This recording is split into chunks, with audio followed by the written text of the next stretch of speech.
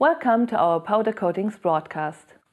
In 2008, the powder coatings market has still developed favorably, with 4% growth in Europe and 10% in India and China respectively, with the industrial coatings standing for 70% of China's entire coatings market. In 2008, thermoset powder coatings accounted for over 90% of the overall powder coatings demand. The remainder comprises thermoplastic powder coatings.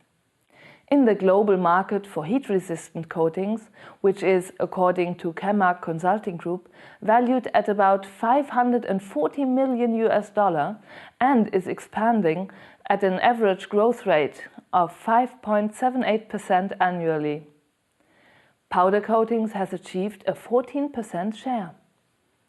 In 2009, demand in the global powder coatings market has dropped sharply. As in other segments, the powder coatings manufacturers had to take measures to mitigate the effect of the crisis and align their capacities with the current demand. Powder coatings producers have drastically reduced their labor force. While some sources predict the powder coatings market to recover soon and grow at 10 to 11% between 2009 and 2014, Matthew Osmond, chairman of CP's powder coatings sector group, draws a slightly different picture. After a market drop of 25 to 30% in Europe, recovery will be slow. However, Osmond still expects the powder coatings segment to grow ahead of liquid paints, but closely linked to GDP.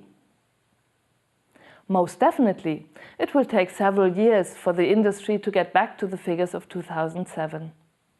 The chairman of the powder coating sector group identifies Germany and France as markets with a rather positive outlook.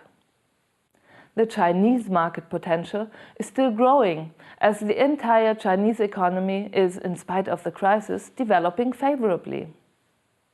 Spain and the UK, which are both closely linked to the buildings market, will take longer to recover. As the buildings market has, for example, lead times of 1 to 2 years, there could well be a gap in the supply chain in several months. Matthew Osmond still hopes for the environmental advantage of powder coatings, standing for low or even no VOC. Therefore, increased substitution of less eco-friendly coatings may generate a little bit of growth. Currently, the powder coatings industry is striving for further improvements of their technology, as my colleague Dr. Sonja Schulte will explain. Since powder coating is a technique whereby the powder is electrostatically applied and then melt fused by thermal energy, it is mainly used for metallic substrates. For other substrates like MDF, wood or plastics, there are still some practical and technical challenges to overcome. One important issue in this respect is the curing temperature. Conventional powder coatings, as utilized for metallic substrates, are cured at about 180 to 200 degrees for 10 minutes. MDF, wood and plastics do not tolerate these temperatures. Therefore, a lot of R&D measures are taken in this respect, as Paul Verkoelen, Innovation Director at DSM Resins, explains. On the resin side, also there interesting things are happening. If you look, for example, at curing temperatures, which are a bit of a disadvantage of powder coatings, but they are going down all the time. The newer systems, they can be cured at 140 degrees C, 150 degrees C. And we also strongly believe that there is a bright future for powder coatings in the area outside metal. Are really on heat-sensitive substrates like MDF or wood or plastic.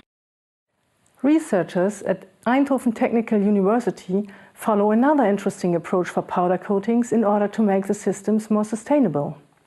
For the first time, they investigated the use of bio-based materials in powder coatings. Co- and tear polyesters based on isosorbide, isoiodide and succinate acid were evaluated for their applicability in powder coating systems. These promising building blocks derived from starch and were used to synthesize and characterize bio-based polymers. This work program seems to be a promising step on the road to the eventual replacement of declining fossil-based materials with more sustainable sources of bio-based products. Thank you very much for being with us.